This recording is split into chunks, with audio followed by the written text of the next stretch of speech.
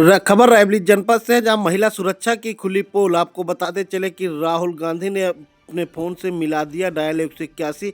DM से पूछा है, मेरा फ़ोन नहीं उठता, ये सुरक्षा है आपकी। आपको बताते चले कि रायबरेली के सांसद राहुल गांधी दिशा की बैठक में अपने मोबाइल से हेल्पलाइन नंबर 181 को डायल कर दिया। इस दौरान हेल्पलाइन नंबर से किसी ने कॉल रिसीव नहीं की।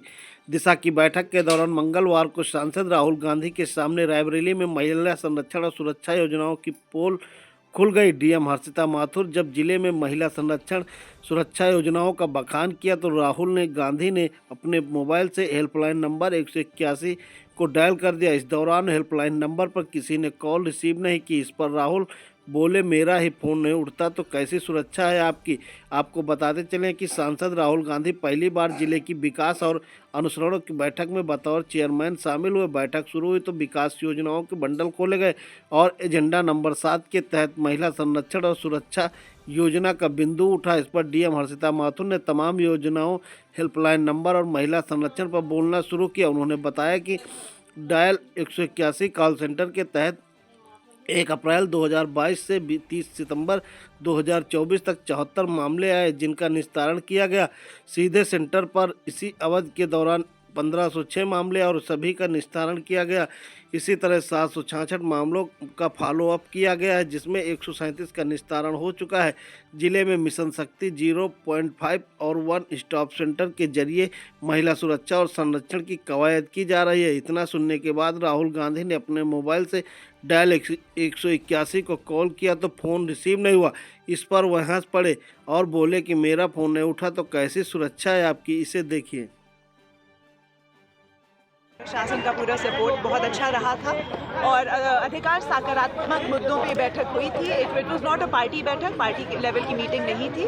आप सबके आपके हमारे रायबरेली के जनहित के विकास के मुद्दों को उठाया गया था और बहुत अच्छे तरीके से और सभ्य तरीके से मीटिंग संचालित हुई। मैम, दिशा मीटिंग को लेकर के अगर देखा जाए तो रायबरेली के एम्स में कुछ बिल्डिंगें ऐसी बनी जहाँ मेडिकल स्टोर खोल रखा है और दवाइयाँ महंगी लिखी जाती हैं। ये सारी चीज़ें उठाई गई थी बैठक में, उस पर एक जाँच भी गठित करी गई है। प्रमुख बिंदु क्या रहे? प्रमुख बिंदु क्या रहे आज दिशा की बैठक? काफ़ी लंबी बैठक थी। तो जैसे ये बहुत ही बड़ा मुद्दा है, अगर आप एम्स का बताएं, जो नकली दवाइयों का, फर्जी दवाइयों का और जो दवाइयाँ उपलब्ध नहीं हो पा रही हैं, इनके मुद्दे थे। आपने बहुत अच्छा हुआ आपने ये मुद्दा उठा लिया।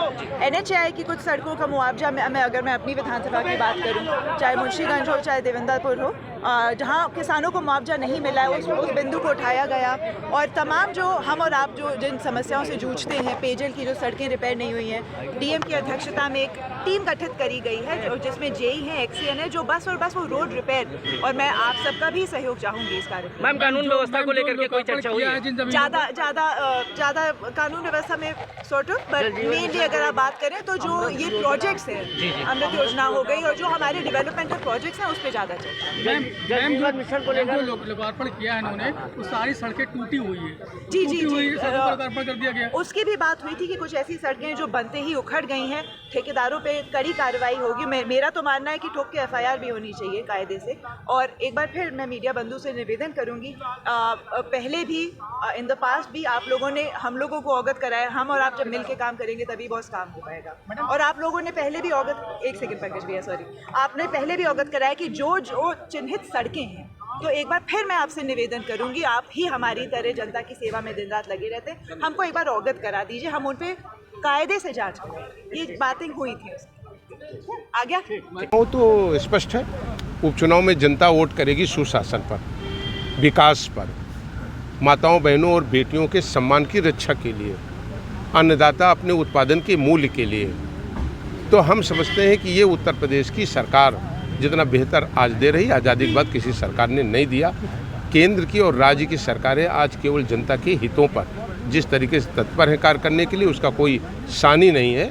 और मैं समझता हूं कि भारत सरकार और राज्य सरकारें दोनों मिलकर के, उनकी निगाह केवल एक है कि अंतिम पायदान पर खड़े हुए गरीब व्यक्ति को उसके सम्मान अधिकार को दिलाना है।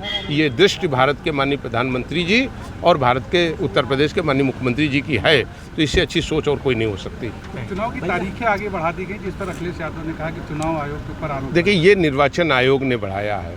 मैं लोगों से निवेदन करूंगा कि जो हमारे कॉन्स्टिट्यूशनल संस्थाएं हैं, इन संस्थाओं पर उंगली उठाना लोग बंद करें। ये भारत निर्वाचन आयोग के अधिकार हैं कि वो परिस्थितियों और स्थितियों को देख करके कोई निर्णय कर सकता है और वो स्वयं में एक इंडिपेंडेंट बॉडी है, कॉन्स्टिट्यूशनल बॉडी है।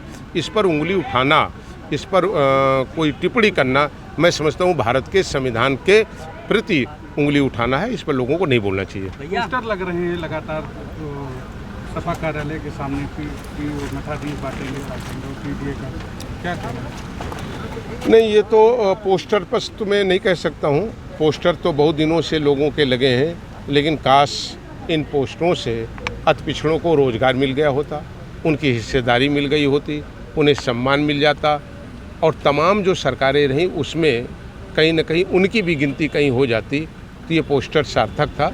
ये प्रदेश जानता है, 25 करोड़ जनता जानती है कब कब क्या क्या हुआ है, और ये जनता है ये सब जानती है और इसका सब समय आने पर जवाब देगी।